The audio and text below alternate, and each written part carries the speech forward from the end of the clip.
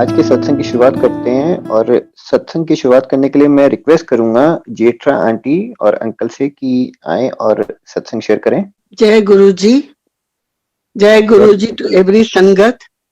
गुरु जी को प्रणाम, संगत को प्रणाम।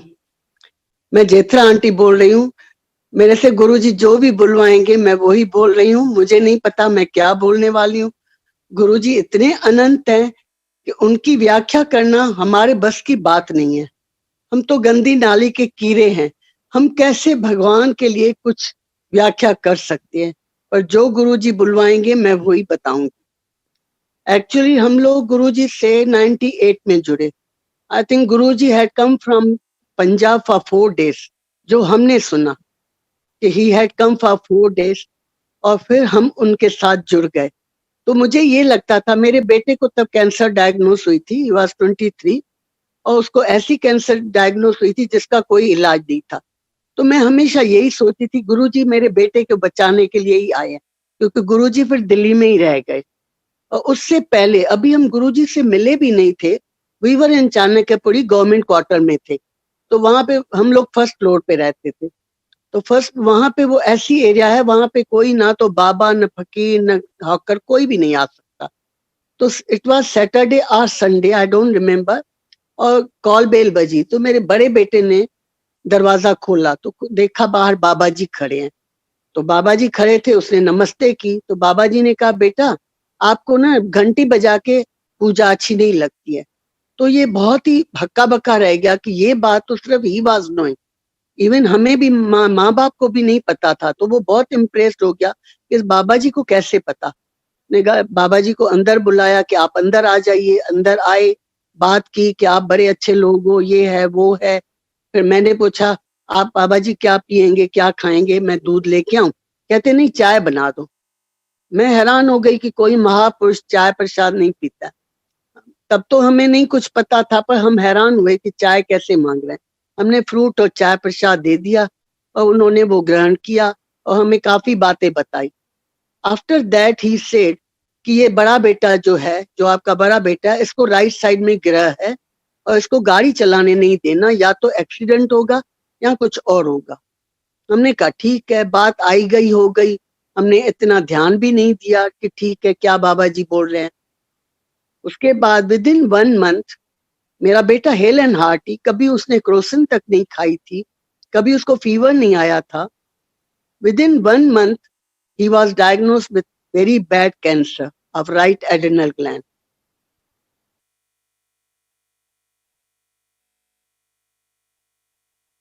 उसके बाद हम लोग, जब बाबा जी ऐसे कह के गए, हमें बता के गए कि आप कभी साईं बाबा के मंदिर आओ शिरडी में, तो मैं वहां पे आपको मिलूंगा। हमने तो बात बुला दी। उसके बाद मैं चाणक्यपुरी में साउथ दिल्ली में पोस्टेड थी। तो वहां पे एक डॉक्टर रूबी थी। तो मैं रोती रहती थी क्योंकि मेरे बेटे को कैंसर हुई थी और उसका कोई इलाज नहीं था। तो शी आस्क्ड मी कि क्यों आप ऐसे रोते रहते हो? मैंने कहा मेरे बेटे को कैंसर हुई है और उसका कोई इलाज नहीं। कहती आप गुरुजी के पास चलोगे? तो मेरा फर्स्ट रिएक्शन था, नहीं नहीं, हम गुरुओं में नहीं विश्वास करते। तो और मरते क्या ना करते हमें पता था। डॉक्टरों ने मेरे को मना कर दिया था। इवन इवन अमेरिका अमेरिका के डॉक्टरों ने भी मना कर दिया कि there is no cure for this and let him die, just forget your son. तो देन वही था कि कोई भी तो हमें हमारे बेटे को नहीं बचा पाएगा। मैंने उनको कहा कि ठीक है, हम लोग गुरुजी के पास चलेंगे। मैंने अंकल से पूछा, अंकल ने कहा हम जाएंगे। तब गुरुजी जलंधर में थे।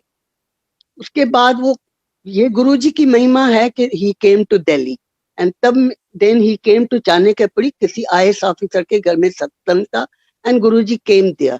We were also in Chanakyapuri. तो मेरी फ्रेंड वहां गई थी, उसने पूछा कि मैं फ्रेंड को लेके आऊं, उनके बेटे को कैंसर है।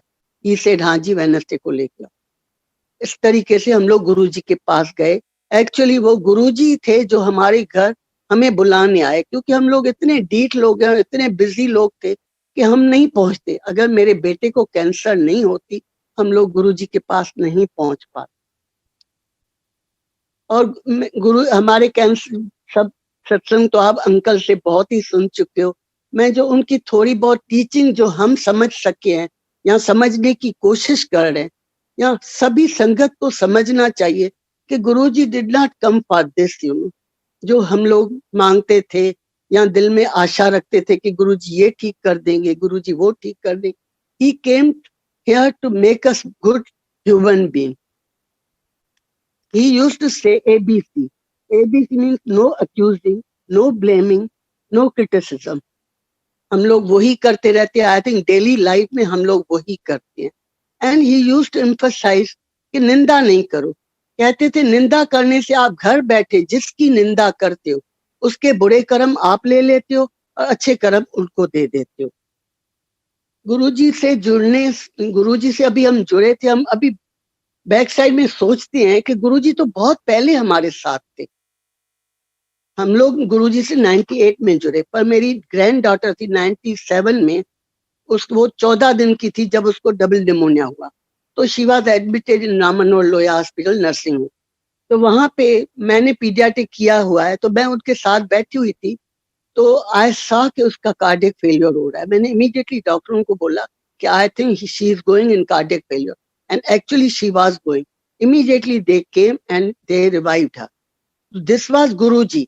मैं इतनी बड़ी डॉक्टर नहीं थी, पर गुरुजी ने वो मेरे मन में थॉट डाला और मेरी ग्रैंड डॉटर को बचाया, जबकि हम अभी गुरुजी के साथ जुड़े ही नहीं थे, अभी हमने गुरुजी को देखा ही नहीं था। दूसरा, गुरुजी कहते थे मंगो नहीं मनो। अब ये भी है, जब हम कुछ भी तकलीफ आ जाती है तो हमें लगता है हम गुरुजी को बताएं। एक्चुअली गुरुजी को क्या हम बताएंगे, जब वो हमें इतना देती हैं, वो इतने केपेबल हैं, हम उनको क्या बता रहे हैं? हम उनको ही छोटा कर रहे हैं। हमारी मांग में हम उनको छोटा करके उनको बताते हैं गुरुजी हमारे साथ ये प्रॉब्लम है। कुछ भी नहीं मांगना चाहिए, सिर्फ गुरुजी को मानना चाहिए। दूसरा ये अभी भी जब गुरुजी चोले में नहीं है, गुरुजी ने चोला छोड़ा 2007 में। तो एक दिन हम लोग फ्राइडे के दिन मंदिर में थे, तो हमें काफी लेट हो गया था। तो मेरे बेटे ने पूछा, अंकल को गुरुजी ने ड्राइव करना मना कर दिया है, तो हम लोग या तो कैब करके आते हैं या बेटी के साथ आते हैं या किसी और के साथ आते हैं। तो उस दिन मेरी बेटी नहीं आई थी, मैं और अंकल थे मंदिर में। तो बेटे ने कहा कि कैसे जा रहे हो? मैंने कहा हम लोग कैब करके जाएंगे। कहते 12 बजे कैब करके जाओगे? मैं छोड़ के आता हूँ। वो हमें छोड़ने गया। He is in Delhi and we are in Gurgaon. वो हमें छोड़ने गुड़गांव आए, और वापसी में जब गए तो मैं उनको कहती हूँ कि व्हाट्सएप कर दिया करो कि आप घर पहुंच गए हो। उनका व्हाट्सएप नहीं आया तो मुझे थोड़ी चिंता हुई। तो मैंने फोन किया, मैंने कहा क्यों, क्या बात है, अभी पहुंचे नहीं हो? तो कहते नहीं पहुंच रहे हैं, आपके सहारा मॉल पे ज्यादा देर लग गई और इसीलिए हम अभी पहुंचे नहीं। मैंने कहा ठीक है, मैं लेट गई। मैंने कहा आ जाएगा व्हाट्सएप, फिर मैं सोती हूँ। तो then I saw the vision कि मेरे बेटे और बहू का सुल्तानपुर में उस क्रॉसिंग पे हेड ऑन कोलिजन हुआ है ट्रक के साथ, और दोनों ही वहीं पे मर गए। मेरे को बड़ा झटका लगा। देन आई थॉट नहीं ये तो मेरी नेगेटिविटी है, ऐसा नहीं हो सकता। And I sleep, I went to sleep. Next day I went to their house. तो मैंने पूछा सुमित कहाँ है? तो कहते हो तो गाड़ी बनाने गया। मैंने कहा क्या हो गया? कल तो गाड़ी ठीक थी, रात को तो हमें छोड़ के आए हो। तो कहते नहीं थोड़ी बहुत वो लग गई थी। फिर मेरी बहू ने बताया कि उसी टाइम, जिस टाइम गुरुजी ने मेरे को विजन दी थी, मेरे बेटे और बहू का ट्रक के साथ एक्सीडेंट हुआ था। पर गाड़ी को बहुत चोट लगी। आई थिंक गाड़ी पे कोई 1 लाख लग गया हमें। ये सिर्फ इसलिए मैं बता रही हूँ कि इतना सीवियर एक्सीडेंट था और सचमुच उनको मरना था, पर गुरुजी गेव देम लाइफ।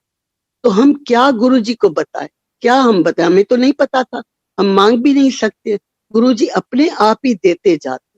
ऐसा गुरु हमें कहाँ मिलेगा?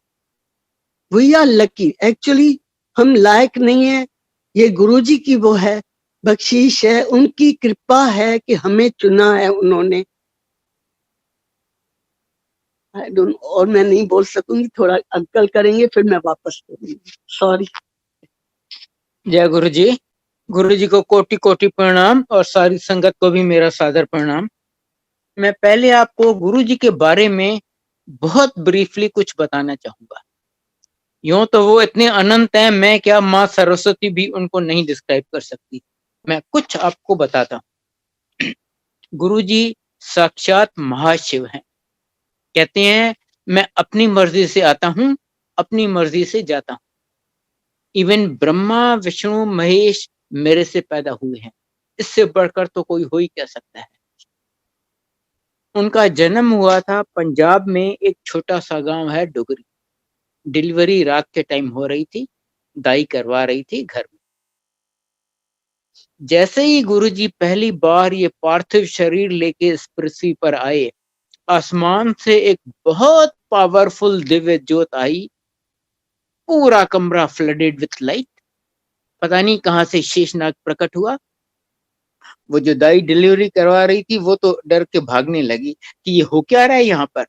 शेषनाग पता नहीं कहां से आया था, गुरुजी को प्रणाम किया और पता नहीं कहां चला गया, किसी को पता नहीं चला।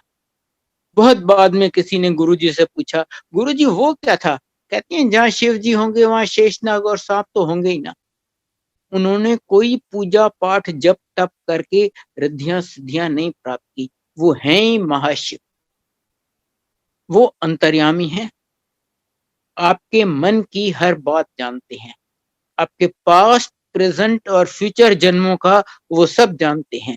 इसलिए उनको कभी कुछ बताना नहीं पड़ता, उनसे कुछ मांगने की जरूरत नहीं पड़ती है। वो सर्वव्यापी हैं, जहां आप उन्हें याद करोगे आप उन्हें बगल में पाओगे। इनफैक्ट आप नहीं भी याद करो ना, वो हमेशा अंग संग रहते हैं।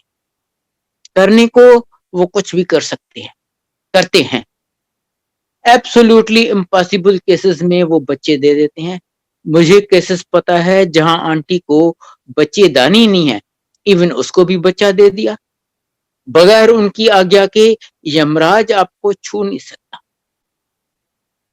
मुझे केसेस पता है जहां एम्पायर स्टेट में संगत चल रही थी, यमराज आया, वो किसी अंकल को ले जाने लगा।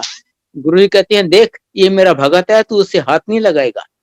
यमराज कहता है गुरुजी आपको पता है इसका टाइम खत्म हो गया है, आज मुझे इसे ले जाने दीजिए। गुरुजी कहते हैं नहीं, आज मैं तुम्हें किसी हालत में इसे नहीं लेने जाने दूंगा। और यमराज खाली हाथ वापस चला गया। बड़ी से बड़ी बीमारी, और कुछ नहीं है तेरे को, वहम ना की था कर, आप ठीक हो गए। जैसे अभी मेरी आंटी ने आपको मेरे बेटे का बताया, उसको जो कैंसर हुआ था उसका कोई इलाज नहीं है, हमें हर जगह से जवाब मिल चुका था। गुरुजी ने सिर्फ कल्याण गीता कह के उसको ठीक कर दिया। मैं आपको उनके जन्म के, अच्छा एक मिनट, अभी मेरी आंटी थोड़ा और क्वेश्चन करी। जय गुरुजी। एक्चुअली एक दिन हम लोग गुरुजी के पास एम्पायर स्टेट गए थे। आई थिंक फ्राइडे का हमारा दिन होता था। तो वहां बैठे हुए थे अंकल, बाहर पार्किंग में सेवा करते थे। तब गुरुजी ने लगाए, गुरुजी की हुक्म से कर रहे थे। तो सडनली गुरुजी ने किसी अंकल सेवादार को बुलाया और कान में कुछ कहा। सेवादार इमीडिएटली मेरे पास आया कि अंकल कहाँ है। मैंने कहा वो तो सेवा करें, पार्किंग सेवा है उनकी। तो गुरुजी को जाके बताया कि जेठरा अंकल तो वहां पे हैं। तो गुरुजी ने कहा जा बुला के ला। अंकल दौड़ते हुए वहां अर्जुन अंकल गए, या सबरवाल अंकल थे वो गए और अंकल को बुला के लाए। गुरुजी अपने सिंहासन से उठे, अंकल को अपने कमरे में लेके गए। आई थिंक 5-10 मिनट अंकल अंदर ही थे। और जैसे ही अंकल बाहर आए, गुरुजी भी बाहर आए। अंकल आए तो मेरे को कहते चलो वापस घर चलना है। तो अभी तक तो लंगर नहीं हुआ था, अभी तो शब्द ही बज रहे थे। तो हम लोग उठ के गए और चले गए। हम लोग रास्ते में आए तो हमारी गाड़ी में इतनी फ्रेग्रेंस कि सांस लेना मुश्किल था। तो मैंने अंकल से पूछा कि गुरुजी ने क्यों अंदर बुलाया था। अंकल ने कहा नहीं ऐसे ही। मैंने क्या कहा, गुरुजी ने जप्फी डाली आपको कि आपसे इतनी फ्रेग्रेंस आ रही है? अंकल ने कुछ भी मेरे को नहीं बताया। हम लोग घर वापस गए, बच्चे घर पे थे। कहते कितनी फ्रेग्रेंस है, आप कैसे जैसे नहा के आए हो। ठीक है, इस बात को टाइम हो गया। तो अंकल ने, उसके बाद 1-2 साल गुजर गया। एक दिन मैंने गोदरेज की सेफ खोली तो उसमें से बहुत फ्रेग्रेंस आ रही थी। तो मैंने अंकल को बुलाया, मैंने कहा देखो गुरुजी की फ्रेग्रेंस आ रही है। तो अंकल हंस पड़े, कहते नहीं वहां पे डिवाइन प्रसाद रखा है। उस दिन मेरे को अंकल ने डिवाइन प्रसाद दिखाया। जिस दिन गुरुजी उनको अंदर लेके गए थे, गुरुजी ने अंकल के लिए डिवाइन प्रसाद निकाला और उनको दिया और कहा कि ये जिस दिन भी तू अच्छा काम करने जा रहा है, शुभ काम करने जा रहा है, उस दिन तू चख के जाना, and this is only for you. वो अंकल आज तक वो खाते रहते हैं। एंड ही सेड, मैंने तेरे को इतना ब्लेस किया है कि तेरे को मेरे से मांगने की जरूरत नहीं पड़ेगी। And that is so true, you know. इतनी परेशानियां आई हैं पर हमने कभी गुरुजी को हमें मांगने की जरूरत नहीं पड़ी है। गुरुजी अपने आप ही कृपा करते हैं, अपने आप ही सब कुछ दे देते हैं। तकलीफें और वो जो आती हैं वो तो आती रहेंगी, क्योंकि जो हम कर्म करके आए हैं, जो बुरे कर्म पिछले जन्मों में, पता नहीं कितने जन्मों में हम करके आए, उसका भुगतान तो हमें करना है। एंड वो भी हम 10% करते हैं, 90% तो गुरुजी माफ कर देते हैं। And you all can imagine कि 10% में भी हम लोग ने बेटे की कैंसर देखी। अंकल का जब बाईपास सर्जरी हुई थी तब he died in AIIMS and he was revived by Guruji. तो दिस इज ऑल गुरुजी जो इतना देते हैं। इतने प्यारे गुरुजी हमें कहाँ से मिलेंगे? वी आर सो ब्लेस्ड कि उन्होंने हमें चुना है कि हम उनकी संगत बने। संगत भी हम बने हैं कि नहीं बने हैं, गुरुजी जाने। हम नर्सरी में हैं या प्री नर्सरी में है या अभी तक कहाँ है, ये तो गुरुजी जाने हम कौन से क्लास में। पर हम कोशिश करते हैं कि थोड़ा अपने को सुधारें, डे बाय डे हम अपने को सुधारें। उसमें भी जब गुरुजी कृपा करेंगे तब हम सुधर पाएंगे। अदरवाइज तो हम इंसान हैं, हम यही कहते हैं हम तो इंसान है, दुख आया हम तो गुरुजी से ही मांगेंगे ना, और किससे मांगेंगे। पर आई थिंक गुरुजी से मांगना नहीं चाहिए। गुरुजी हमारा पेशेंस ही देखते हैं, देना तो है ही, वो देते तो है। और हम जब मांगेंगे अपनी औकात से मांगेंगे, हमें क्या पता जो हम मांग रहे हैं वो सही है भी या नहीं है। जैसे अंकल के ब्रदर बीमार हो गए थे, आई थिंक अंकल से 10 साल छोटे थे, तब गुरुजी चोले में ही थे। तो वो डबल निमोनिया हुई थी and he was in Gujarat, Gandhi Dham में थे। वहां पे इतनी फैसिलिटीज नहीं थी, तो वहां पे कॉम्प्लिकेशंस ज्यादा हुई और उन्होंने कहा कि ये बहुत सीरियस है, क्रिटिकल है। तो अंकल ने गुरुजी को बताया कि गुरुजी मेरे ब्रदर को डबल निमोनिया हुई है। तो गुरुजी ने इमीडिएटली कहा नहीं नहीं, उन्हें जाने दे, उन्हें जाने दे। मतलब गुरुजी से कि नहीं, मैं उसको नहीं बचाऊंगा। अंकल तो और कुछ नहीं कह पाए, उनको समझ नहीं आई कि गुरुजी ने ऐसे कैसे कह दिया। मेरे बेटे की तो कैंसर जो इतनी बुरी थी वो ठीक कर दी, और मेरे भाई के लिए कह रहे हैं कि उन्हें जाने दे। ये हमें नहीं पता था कि उसके जाने में क्या अच्छाई है, हम तो उसकी लाइफ मांग रहे हैं। उसके बाद वो he was the only earning member. उसके बच्चे अभी छोटे थे, एक कॉलेज में था, दूसरा स्कूल में था, वाइफ नॉन वर्किंग। और उसने मकान बनाया था तो उसमें भी काफी उसने लोन लिया था। तो हमें ये नहीं समझ आ रहा था कि अगर वो चला गया तो उसका घर कैसे चलेगा। पर दिस इज गुरुजी's ग्रेस कि उसकी डेथ हो गई, हफ्ते 10 दिन में उसकी डेथ हो गई। और उसके बाद उसके बेटे ने भी इंजीनियरिंग कर ली, बेटी ने एमबीए कर ली, शादियां हो गई। वो ऑस्ट्रेलिया में, all are well settled in Australia. सब भाई बहन में सबसे अच्छे वो हैं फाइनेंशियली। तो ये गुरुजी हम मांग रहे थे, और वो गुरुजी ने ये भी अंकल को कहा कि अगर वो उसको बचाऊंगा तो इसकी फैमिली बिल्कुल पापर हो जाएगी, वो फाइनेंशियली बिल्कुल र्यूइन हो जाएंगे। तो ये ही नोस कि what is good for us. वो दीवार, हम दीवार के इस तरफ देखते हैं, दीवार के पीछे क्या है हमें नहीं पता। हम पैसा मांगते हैं कि हमें ये दे दो, आज नहीं है, हमें क्या पता, मांग रहे हैं अपने लिए मांग रहे हैं और हमारी डेथ खड़ी है पीछे। और गुरुजी कहते हैं कुछ भी, there is nothing free in life. आप जो मांगते हो उसमें आपके कर्म जाते हैं, जो आपने पॉजिटिव कर्म किए, जो अच्छे कर्म आपके बैंक में है, वो कर्म आपके जाते हैं। जो गुरुजी देते हैं वो विदाउट उसके देते हैं, और वो दैट इज परमानेंट। जो आप मांग के लेते हो वो कभी ना कभी खत्म हो जाता है, तो उसमें आपके कर्म भी जाते हैं। गुरुजी जो देते अपनी खुशी से देते, इसलिए आई थिंक गुरुजी से मांगना नहीं चाहिए। और गुरुजी हिम्मत दें कि हम सहें जो भी लाइफ में आता है, अच्छा या बुरा, उसको सहने की ताकत भी गुरुजी देते। हमारे में कुछ नहीं है, वी आर नोबडी। गुरुजी हिम्मत देते हैं तब हम सहन कर पाते हैं। आज भी तकलीफें आती हैं और गुरुजी की तरफ हम देखते रहते हैं कि गुरुजी कभी ना कभी जो करेंगे वो ठीक ही करेंगे, जो उनके नजर में होगा। हमें नहीं पता हमारे लिए क्या अच्छा है क्या बुरा। आगे अंकल करेंगे। सॉरी। मैं अब आपको कुछ इंस्टेंसेस बताता हूँ। 98 में हमने आपको बताया कि हमने गुरुजी के यहाँ जाना शुरू किया था। उसके कोई 2-3 महीने बाद मैंने प्लान किया था कि मैं कैलाश मानसरोवर जाऊंगा। कहते हैं कि जो भी कैलाश मानसरोवर जाता है वहां पर शिव जी के दर्शन होते हैं, प्लस इतनी फर्स्ट क्लास सीनरी है, क्या ब्यूटीफुल साइट सीइंग है। तो मैंने अपनी ऑफिशियल पोजीशन यूज करके अरेंज किया था कि एक वहां पर गवर्नमेंट भेजती है 30-35 के ग्रुप्स में, और हर एक ग्रुप के साथ एक गाइड होता है on behalf of the government. मैंने भी अपनी ऑफिशियल पोजीशन यूज करके अरेंज किया था कि एक ऐसे ग्रुप के साथ मैं जाऊंगा as a guide on behalf of government. मैंने सोचा शिव जी के दर्शन हो जाएंगे और इतनी बढ़िया सीनरी, क्या फर्स्ट क्लास ट्रिप। मैंने जाने से थोड़ा पहले गुरुजी को बताया, गुरुजी मैं कैलाश मानसरोवर जा रहा हूँ। कहते हैं क्यों? और शिव जी तेरे सामने यहाँ खड़े हैं, वहां क्या तू सीनरी देखने जा रहा है? नहीं मत जाओ। उन्होंने मुझे जाने नहीं दिया, और सच मानिए मैं बहुत दुखी हुआ। मैंने सोचा मैंने इतनी मुश्किल से तो ये ट्रिप अरेंज की थी और गुरुजी मुझे जाने नहीं दे रहे। पर अब गुरुजी ने एकदम मना कर दिया तो मैं नहीं गया। और उस साल रास्ते में ऐसे जबरदस्त लैंडस्लाइड्स आए जो ना कभी उससे पहले आए थे ना उसके बाद अभी तक आए हैं। इस बात को अभी 23 साल हो रहे हैं। उसमें दो कोई 30-35 ईच के दो बैचेस, कोई 60-70 लोग ऐसे दब गए जिनके लाश अभी तक नहीं मिले, अभी तक लाश दबे हुए हैं। वो प्रतिमा बेदी जिसमें मर गई थी। बाद में गुरुजी ने मुझे बताया कि देखा मैंने तुम्हें बचा लिया। वो तो जानी जान है, उन्हें पता था कि वहां क्या होना है। अगर मैं जाता तो मेरा क्या हाल होता, मैं तो मर जाता, मैं भी उनमें दबा रह जाता। तो गुरुजी आपको यूं हथेली पे उठा के रखते हैं। इसका मैं एक छोटा सा इंस्टेंस और बताता हूँ। एक दिन मंडे का दिन हो, मैं बड़े मंदिर में थोड़ी सेवा कर रहा था। मैं मुझे एक पेडिस्टल फैन शिफ्ट करना था just outside the main hall.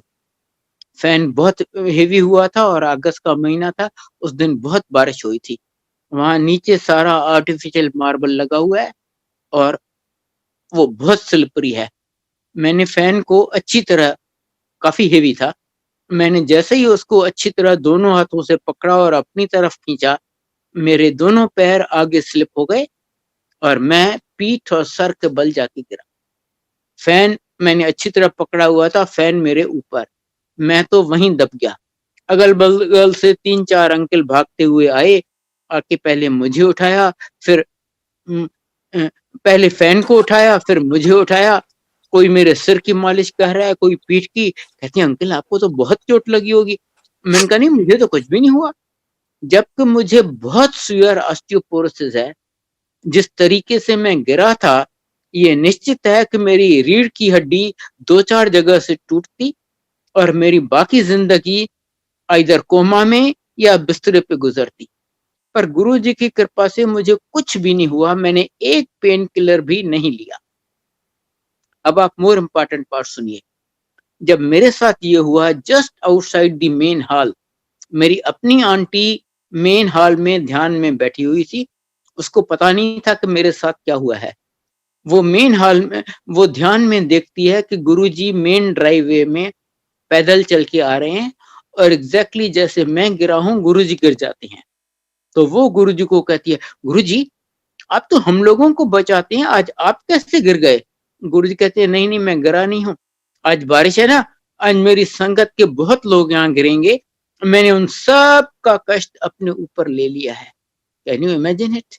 ऐसे दयालु गुरु। एक माँ भी बच्चे को यूं नहीं, वो कहेगी पहले मैं अपने आप को तो बचा लूं, पर गुरुजी यूं आपको हथेली पे उठा के रखते हैं। एंड यू कैन इमेजिन जितना सडनली ये हुआ, मुझे तो गुरुजी को याद करने का या जय गुरुजी या गुरुजी बचाओ कहने या सोचने का मौका भी नहीं मिला। पर वो आपको कभी नहीं छोड़ते, यूं आपका हर पल ध्यान रखते हैं, आपको हथेली पे उठा के रखते हैं। गुरुजी कहते हैं आपके 90% कर्म मैं माफ कर देता हूँ, और वो सिर्फ एक शिव जी ही कर सकते हैं। इवन विष्णु जी ने श्री कृष्ण के अवतार में गीता में कहा है कि प्रारब्ध तो आपको भोगना पड़ेगा, पर गुरु जी कहते हैं आपके 90% कर्म मैं माफ कर देता हूँ, और बाकी 10% आपसे वो भी नहीं भुगते जाएंगे, वो भी मैं आपको भुगतवाऊंगा। और वो इसलिए कि आपका सब जन्मों के लिए अकाउंट क्लियर हो जाए, तभी आप मोक्ष के हकदार हो सकते हैं। मैं आपको दूसरा इंस्टेंस बताता हूँ, मार्च 2004 का।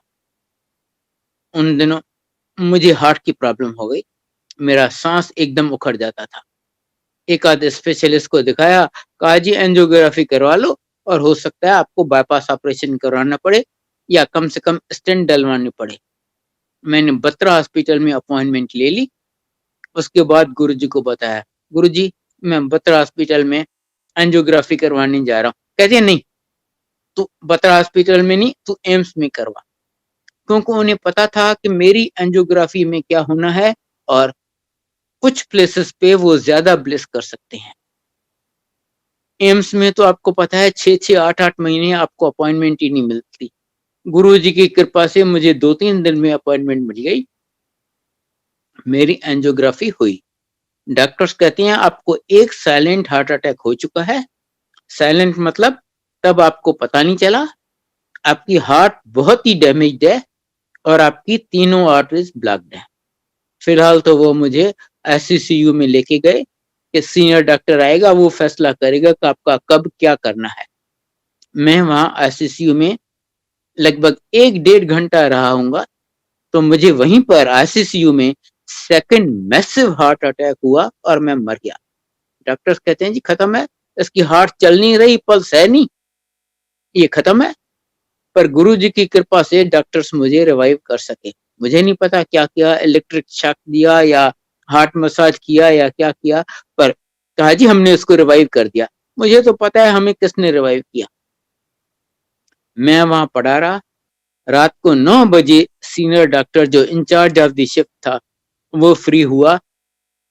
वो जब अपने राउंड पे आया और उसने मेरी हालत देखी, वो अपने स्टाफ पे गर्म हो गया। कहता है तुमने इसे इतने घंटे छोड़ कैसे दिया है, मुझे उस टाइम क्यों नहीं बुलाया, इसको तो कभी भी थर्ड हार्ट अटैक आएगा और खत्म, that will be the end, कोई कुछ नहीं कर पाएगा।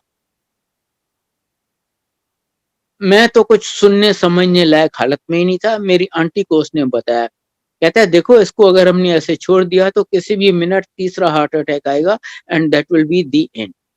इसका इमीडिएट बाईपास ऑपरेशन करना पड़ेगा। इमीडिएट मीन्स अभी, मैं सवेरे तक वेट नहीं कर सकता। और आजकल तो बाईपास ऑपरेशन मामूली बात हो गई है, हर हॉस्पिटल में रोज पता नहीं कितने होते रहते हैं। पर जो इसकी हालत है, रिस्क काफी ज्यादा है, कम से कम 20% रिस्क है। हो सकता है ये ऑपरेशन टेबल पे खत्म हो जाए और मैं कुछ नहीं कर पाऊं। अगर आप रिस्क लेने को तैयार हो तो मैं ऑपरेशन करूंगा, वरना ऐसे पेशेंट को मैं हाथ नहीं लगाता। आगे कुआं पीछे खाई, हम तो ऐसे फंसे, समझ नहीं आए क्या करें। मेरी आंटी ने, एक संगत है जोशी आंटी हैं, मेरी आंटी ने उनको मैसेज भेजा कि गुरुजी को बताओ कि अंकल ICU में है और डॉक्टर ऐसे कह रहा है। उसने गुरुजी को बताया कि गुरुजी कह रहे हैं, हमें तो समझ नहीं आ रहा क्या करें।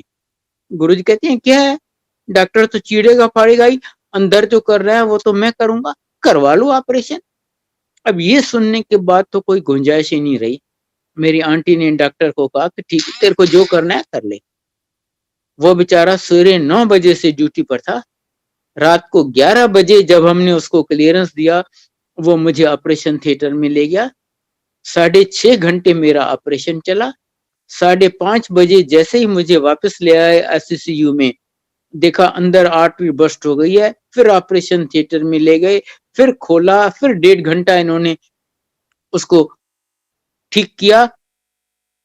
इस ऑपरेशन के बाद लोग 1-1.5 दिन ICCU में रहते हैं, 3-4 दिन हॉस्पिटल में।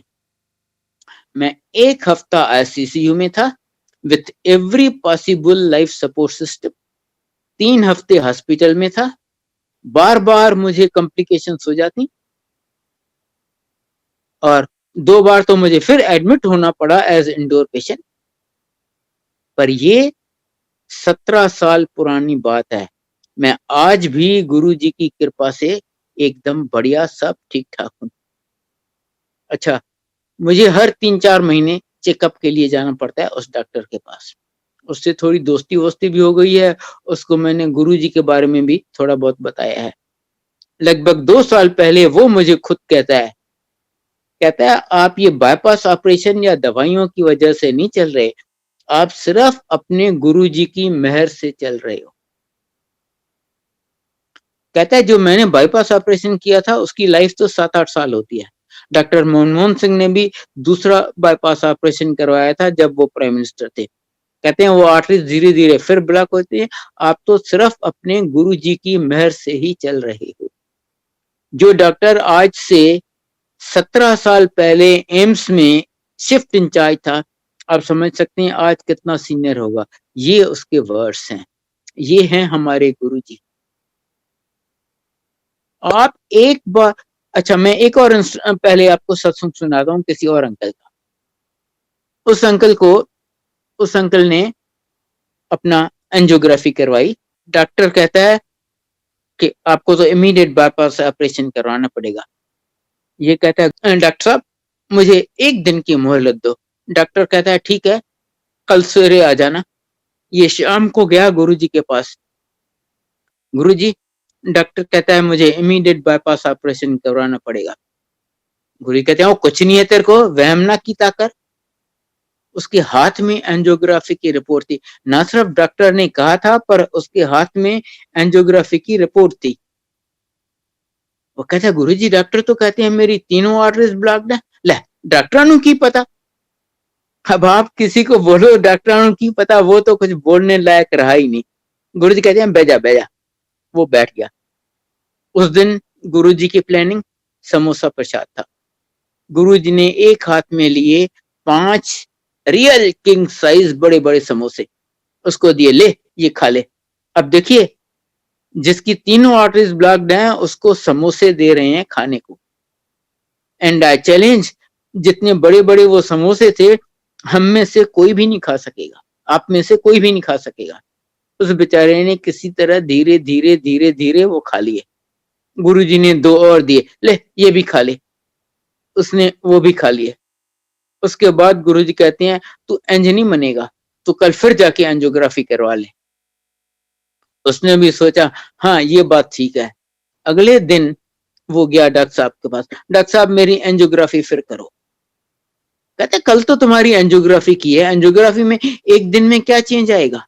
एंजियोग्राफी में तो चेंजेस आने में सालों साल लग जाते हैं, नॉट इवन महीने। इसने जिद करके एंजियोग्राफी करवा ली। तो देखिए उस अंकल को गुरुजी ने 7 समोसे खिला के उसकी आर्टरीज क्लियर कर दी। मेरी नहीं की, मुझे का ऑपरेशन करवा लो ना, क्या है डॉक्टर तो चीरेगा फाड़ेगा ही, अंदर जो करना है वो तो मैं करूंगा। क्यों? क्योंकि मेरे पिछले जन्मों के कर्म उस अंकल से बहुत खराब रहे होंगे। तो बोले बेटा तू भुगत ले, मैं हूं ना तेरे साथ। वो 3 महीने मेरे बीत गए, मेरे कर्म कटवा दिए। तो गुरुजी कहते हैं आपके 90% कर्म मैं माफ कर देता हूँ और बाकी 10% मैं ही आपको भुगवाऊंगा, ताकि आपका सब जन्मों के लिए अकाउंट क्लियर हो जाए। इसीलिए अगर जो आपको चाहिए वो गुरुजी नहीं दे रहे, आपको तकलीफ में रख रहे हैं, परेशानी में रख रहे हैं, तो विश्वास रखिए वो आपके भले के लिए कर रहे हैं ऐसा। वरना उन्हें कुछ भी देने में नहीं, उनके लिए कुछ भी देना बड़ी बात नहीं है। सब दिया है हमने खुद, मैंने और मेरे परिवार ने उनसे पता नहीं क्या क्या लिया है। सब जो आप सोचें उससे बहुत बहुत ज्यादा ले लिया है। और जब हमने गुरुजी के यहाँ जाना शुरू किया था, ऑफ कोर्स हमने बताया था कि गुरुजी बेटे को कैंसर है, इसलिए हम आपके पास आना चाहते हैं। और जो भी दिया है बिन मांगे, बिन एक अक्षर बताए। और मैं आपसे हाथ जोड़ के रिक्वेस्ट करता हूं कि प्लीज गुरुजी से कभी कुछ मत मांगिएगा। मैं आपको इसका भी रीजन बताता हूं। अगर आप मांगेंगे, अव्वल तो जो चीज आप मांग के लेते हैं ना वो टेम्पररी होती है, वो आपके पास हमेशा नहीं रहेगी, आपको वो लौटानी पड़ेगी। दूसरा, आप मांगेंगे तो अपनी हैसियत, अपनी औकात से, वो देंगे तो अपनी हैसियत से। कहाँ उनकी हैसियत, कहाँ मेरी हैसियत, जमीन आसमान का फर्क है। और तीसरा एंड मोस्ट इम्पॉर्टेंट, आपको ये पता ही नहीं कि आप जो मांग रहे हैं वो आपके लिए अच्छा भी है या नहीं, पर गुरुजी सब जानते हैं। गुरुजी वो नहीं देंगे जो आपको अच्छा लगता है, वो देंगे जो आपके लिए अच्छा है। देखिए मैं तो ये नहीं देख सकता कि इस दीवार के आगे क्या है, या मेरे पीछे मेरी मौत तो नहीं खड़ी, पर गुरुजी सब जानते हैं। अब मैं एक छोटा सा इंस्टेंस आपको सुनाता हूँ अपनी दीदी का।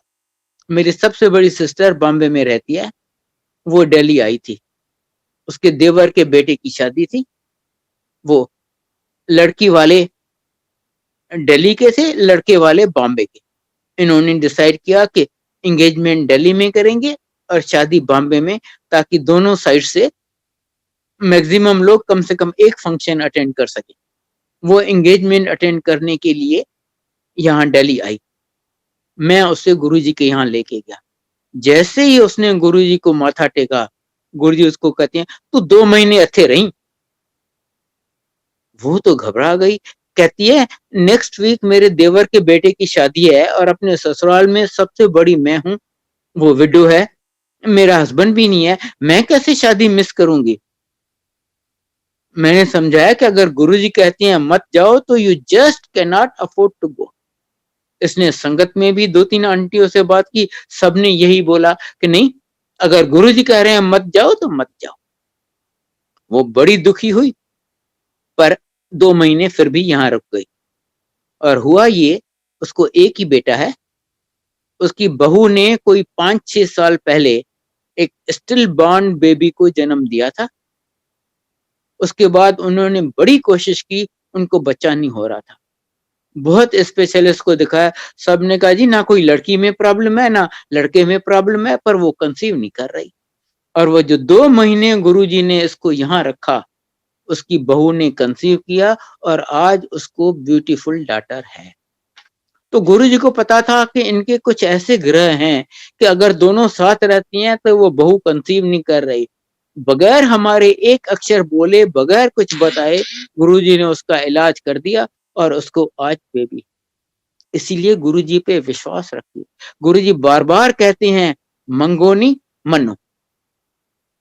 आप ये करके देखिए और आप बहुत जल्द देखेंगे कि आप जितना सोचती हैं उससे बहुत बहुत ज्यादा ले जाते हैं, बिन मांगे, बिन एक अक्षर बताए।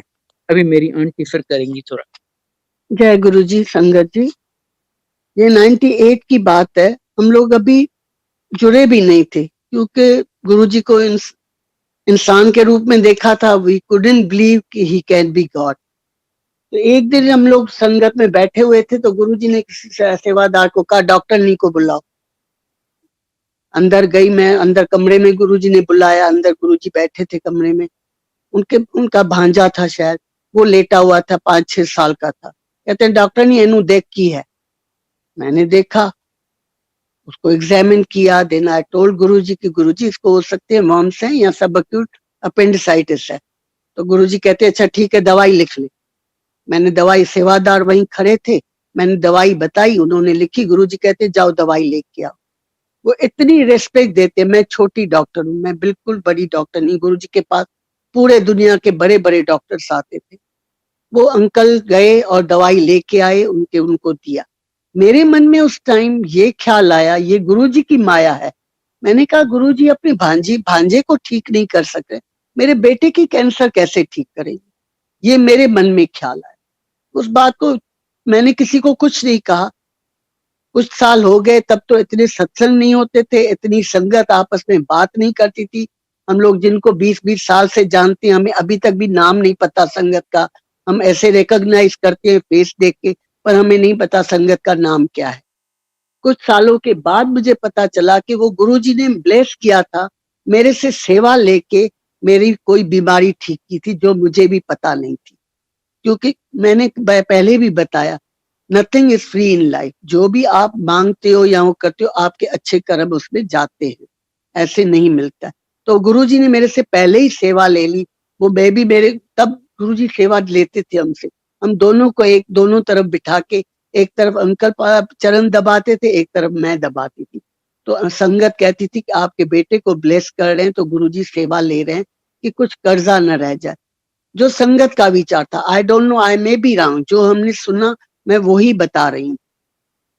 तो उसके बाद किसी ने बताया कि वो गुरुजी ने आपको ब्लेस किया। फिर अगेन एक दिन मैं नहीं गई थी संगत में, अंकल गए थे। तो गुरुजी ने कहा आंटी के लिए लोटा लेके आई अगली बार जब आई। अंकल ने आके घर पे बताया कि गुरुजी ने तेरे लिए लोटा मंगवाया है। मैं तो हैरान हो गई। मैंने कहा गुरुजी हम नाचीज चीजों लोगों को याद करती है, मैं गई नहीं और गुरुजी ने लोटा मंगवाया मेरे लिए। मैं तब बिल्कुल ठीक थी। ऐसे छोटी मोटी बैके क्या ऐसे थोड़ा बहुत होता था, अदरवाइज आई वाज ओके। मुझे समझ नहीं आया, नेक्स्ट टाइम हम लोटा लेके गए। तो मैं एज अ डॉक्टर पेशेंट को तो ये कहती हूँ कि you have plenty of fluids, you have plenty of water, पर मैं खुद नहीं पीती हूँ। मैं सर्दियों में एक बूंद भी पानी नहीं पीती थी। तो गुरुजी ने मेरे को ही फिर वो लोटा लेके गए, बड़ा लोटा मंगवाया, एंड ही से कि पूरा लोटा रात को भर के रखना है और सुबह को पूरा लोटा पीना है। मुझे नहीं कहा, गुरुजी नॉर्मली यही कहते हैं कि आधा लोटा पीना है और आधा लोटा जो है अपने नहाने के पानी में डालना है, उससे नहाना है। पर मुझे सिर्फ यही कहा कि आपको पूरा लोटा पीना है। वो मैं आज तक गुरुजी के हुक्म से मैं आज तक वो लोटा पीती हूँ। लोटा लेने के बाद जो मुझे बीमारियां हुई, मैं संगत जी आपको बता नहीं सकती। ए टू जेड मेरे को सब कुछ हुआ। ए टू जेड एनीमिया थी, मैं रात को सो नहीं पाती थी, बैक एक था, स्लिप डिस्क था, फ्रोजन शोल्डर। मुझे फ्रोजन शोल्डर बोथ, दोनों शोल्डर्स में, एक ठीक होता था दूसरा ठीक हो जाता था। 2 साल मुझे फ्रोजन शोल्डर था and all 24 hours I used to be in pain. Guruji ने वो सब उस लोटे के जल से, अमृत से मेरे सब ठीक। उनको पता था कि आंटी को ये बीमारियां आने वाली हैं, और गुरुजी लोटा तो ऐसे छोटी मोटी बीमारियों के लिए देते नहीं है। कैंसर या कोई हार्ट डिजीज होती है तभी लोटा ब्लेस कर देते हैं। वो गुरुजी ने मेरा क्या ठीक किया, ये गुरुजी जाने, जो इतनी ब्लेसिंग देते हैं और बिन मांगे। मुझे तो पता ही नहीं था कि मैं बीमार होने वाली हूँ। दूसरा, मैं अपनी ग्रैंड डॉटर का बर्थ बताऊंगी। मेरे छोटे बेटे की शादी वो भी गुरुजी ने ही कराई, उसकी शादी भी गुरुजी ने कराई। तो उन्होंने जब अपना प्लान किया गुरुजी के हुक्म से कि वो अपनी फैमिली बढ़ाएंगे, तो शी कंसीव, छोटी बहू ने कंसीव किया। तो उनको यही मैसेज मिला, उनके फादर को, उनकी मदर को, संगत से, कि उनको बेटा होना है, मेल चाइल्ड होना है।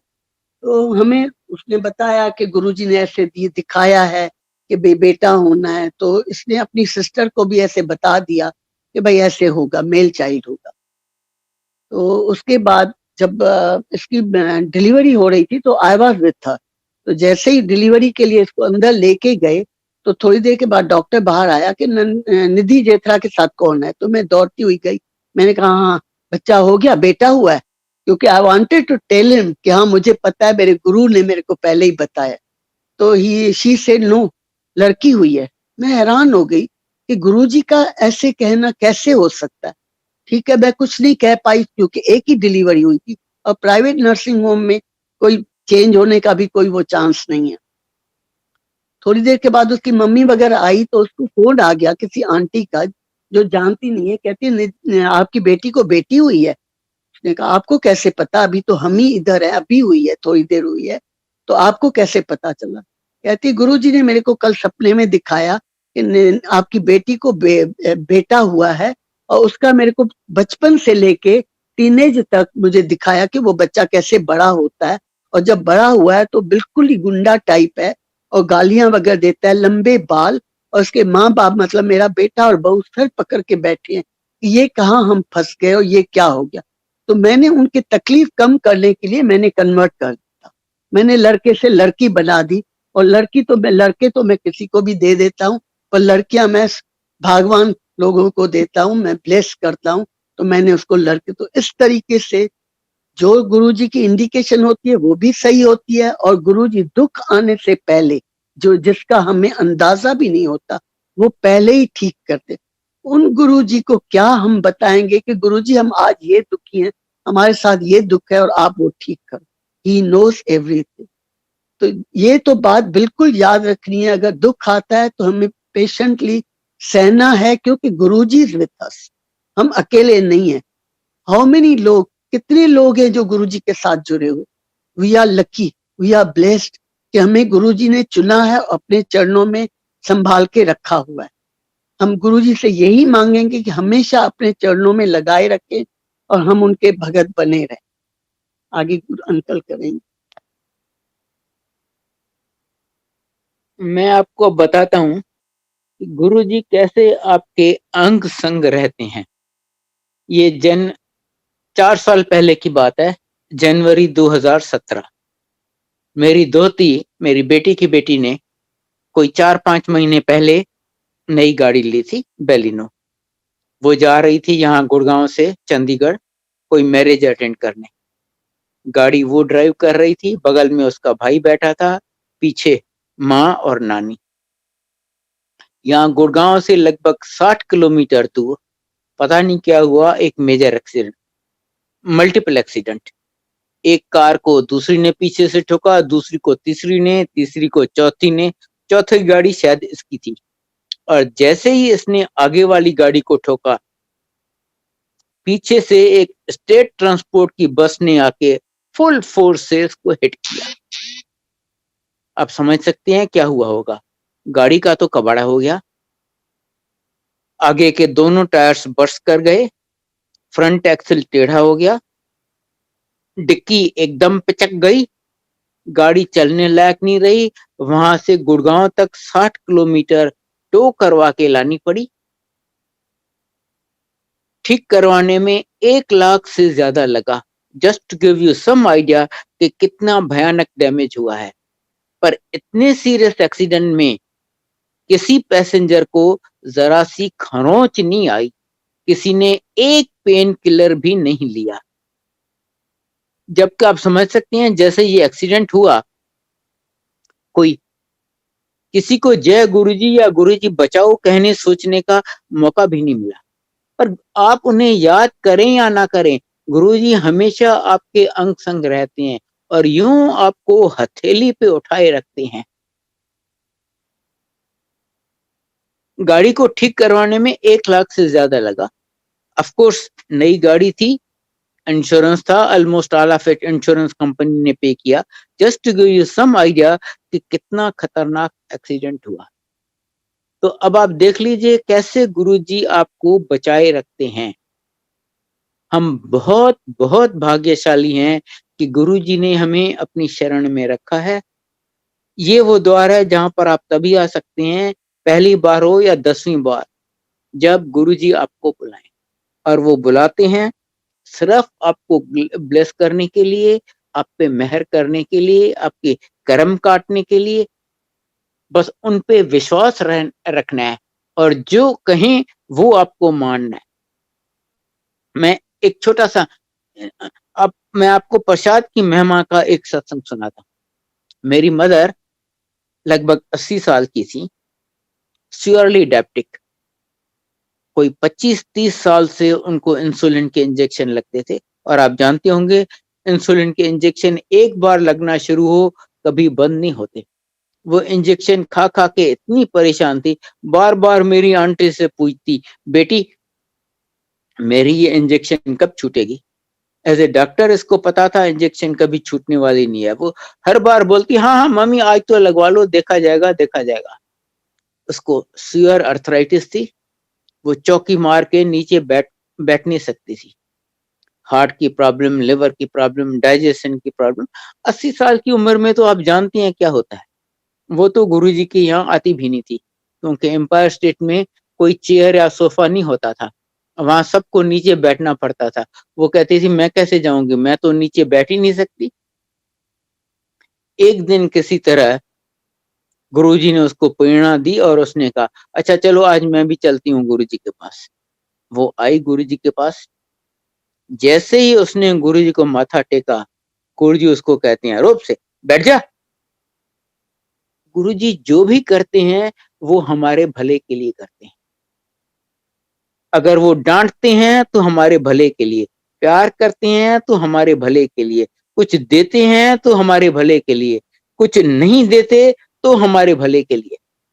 जैसे ही गुरुजी ने रूप से बोला ना बैठ जा, वो चुपचाप सुध बुध खो गई। वो चुपचाप चौकी मार के नीचे बैठ गई। 1-1.5 घंटे के बाद जब वो उठी तो कहती अरे आज मैं चौकी मार के कैसे बैठ गई, मैं तो चौकी मार के बैठ ही नहीं सकती। और उनके बैठ जा कहने से उसकी अर्थराइटिस खत्म। अगले दिन से उसने घर में भी चौकी मार के बैठना शुरू कर दिया।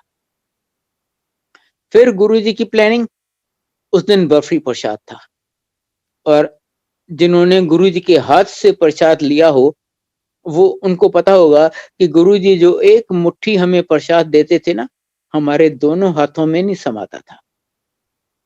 गुरुजी ने मुट्ठी भर के उसको बर्फी प्रसाद दे दिया। हम वहां पर एम्पायर स्टेट में प्रसाद बाहर जाके खाते थे। वो बाहर गई, कहती अरे मुझे तो डायबिटीज है, मैं कैसे इतनी बर्फी खाऊंगी। उसने प्रसाद है जरा सा चख लिया, बाकी रुमाल निकाल के पर्स में रख दिया कि घर चल के बच्चों को दे देंगे, और आके चुपचाप अपनी जगह पे बैठ गई। पर गुरुजी तो जानी जान है, उन्हें तो पता था कि इसने प्रसाद खाया नहीं है। 2 मिनट के बाद गुरुजी फिर उसको बुलाते हैं और उसको पहले से ज्यादा बर्फी देते हैं और कहती हैं ये यहीं खानी है। ये कहती है हाय राम, आज तो मैं फंस गई, मैं कैसे इतनी बर्फी खाऊंगी। 2-3 अगल बगल जो आंटियां बैठी थी उनसे भी बात की, सबने कहा देखो अगर ये आप यहाँ खाते हो तो ये आपकी दवाई है, अगर घर जाके खाते हो तो ये मिठाई है। उसने जनाब बहुत डर डर के वो सारी मिठाई खा ली कि पता नहीं क्या होगा। पर गुरुजी की लीला देखिए, अगली बार जब वो 8-10 दिन के बाद अपने डायबिटीज एक्सपर्ट के पास गई, उसको एग्जामिन किया, वो कहता तुम्हारी डायबिटीज तो वेल अंडर कंट्रोल है, तुम आज से इंजेक्शन बंद कर दो, रोज सिर्फ 1 टैबलेट खा लिया करो। समथिंग जो इसको बहुत चाहती थी, और आपको पता है मेडिकली ये इम्पॉसिबल है।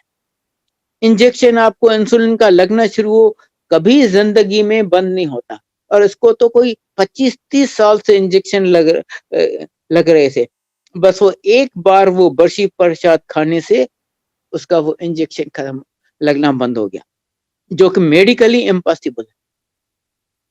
गुरुजी की मेहर से उसकी अर्थराइटिस खत्म हो गई, इंजेक्शन लगना बंद हो गया, उसकी heart was much better, liver, digestion सब मच बेटर थे, थैंक्स टू गुरुजी's मेहर। उसके लास्ट 6-8 महीने बहुत ही अच्छे गुजरे, और अल्टीमेटली जब मैंने 6-8 महीने के बाद माताजी का देहांत हो गया, जब मैंने गुरुजी को बताया कि गुरुजी माताजी का देहांत हो गया, कहते हैं बड़ा चंगा होया। दैट मीन्स वो सचखंड में गुरुजी की शरण में पहुंच गई। अब बताइए, और ये मैंने आपको बताया है एग्जैक्टली जैसे ये हुआ। हमने एक अक्षर भी गुरुजी को नहीं बताया कि गुरुजी ये प्रॉब्लम्स है, आप कुछ मेहर कीजिए। बस मेरी आपसे हाथ जोड़ के विनती है कि आप यहाँ आते रहिए और उनकी ब्लेसिंग, और जब यहाँ आते हैं आप सिर्फ गुरुजी के लिए आते हैं, उनसे कनेक्शन कीजिए। शब्द चल रहे हैं तो शब्द सुनिए, अगर सत्संग हो रहा है तो सत्संग सुनिए। सत्संग सुनने वाले का भी कल्याण, सत्संग करने वाले का भी कल्याण। जो भी आपको ग्रहण करने को मिलता है वो अनमोल है, इनवैल्यूएबल, कोई उसकी कीमत नहीं लगा सकता। प्लीज एक दाना, एक ड्रॉप भी मत बचाइए या फेंकिए। अगर वो आप बचाते हैं तो आप अपनी ब्लेसिंग्स लुटा रहे हैं। और चौथा and most important, total surrender, सब उन पे छोड़ दीजिए। कहते हैं ना, तेरा भाणा मीठा लागे। और गुरुजी बार बार कहते हैं मंगो नहीं मनो। बस आप यहाँ आते रहिए और ये करते रहिए, और फर्स्ट हैंड एक्सपीरियंस से मैं आपको गारंटी दे सकता हूँ कि आप जितना सोचते हैं उससे बहुत बहुत ज्यादा ले जाएंगे, बिन मांगे, बिन एक अक्षर बताए। आई थिंक आज के दिन हम यहीं स्टॉप करेंगे। May Guruji bless each and every one of you. जय गुरुजी। मैं माफी चाहूंगी अगर कोई गलती हो गई हो, क्योंकि एज के हिसाब से हमें वर्ड्स नहीं आते, उस टाइम बोलने भूल जाते हैं। तो अगर कोई गलती हो तो प्लीज माफ कर देना। जो गुरुजी ने बुलवाया मैंने वो ही कहा। जय गुरुजी, जय गुरुजी संगत जी।